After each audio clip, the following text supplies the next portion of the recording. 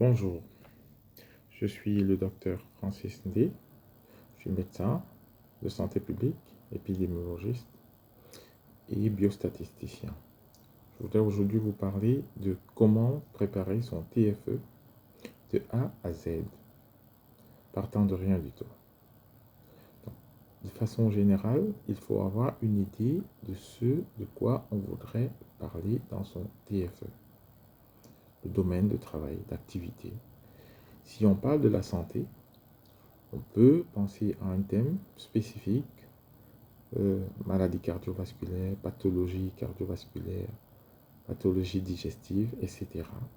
Une idée générale de ce dont on veut parler.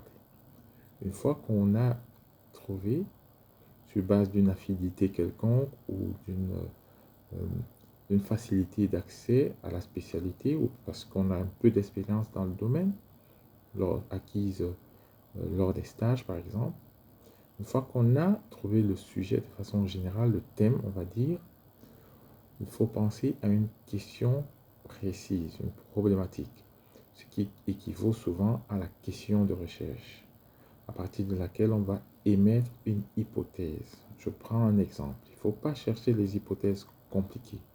Il faut penser à des choses vraiment simples. Une hypothèse, j'invente comme ça quelque chose qui me vient en tête dans le domaine des maladies cardiovasculaires. Le tabagisme constitue la première cause de mortalité par maladie cardiovasculaire.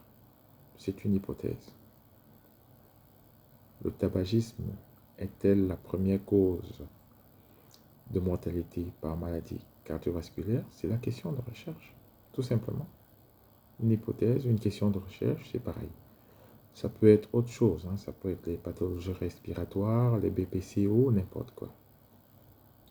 Une fois qu'on a posé sa question de recherche, on réfléchit à quel type d'étude on va mener pour répondre à la question de recherche ou pour vérifier son hypothèse. Et là, on tombe dans le domaine des types d'études. On peut, si on n'a pas suffisamment de temps devant soi, faire une recherche rétrospective sur les dossiers des patients. On verra plus tard quelles sont les limites de ce type d'étude. Ou alors, si on a du temps devant soi, on peut faire une étude prospective et au fil du temps, découvrir les réponses par rapport, récolter les données pour pouvoir analyser plus tard et avoir une réponse à sa question de recherche. Une fois qu'on a déterminé le type d'étude qu'on voudrait faire, on détermine la méthodologie pour mener à bien cette étude. Ça veut dire on doit voir s'il faut faire une étude d'incidence sur le passé et ensuite aller faire des analyses pour vérifier son hypothèse. On peut voir s'il faut faire une étude plutôt que d'incidence ou de prévalence. Carrément mener une étude directement cas témoins analytique ou alors une étude de cohorte, peu importe. Il y a beaucoup de types d'études et plus tard on verra aussi les différents types d'études. Quand on a déterminé ce qu'on va faire et qu'on a détaillé la méthodologie, on le verra également, on mène son étude, on récolte les données, on les encode.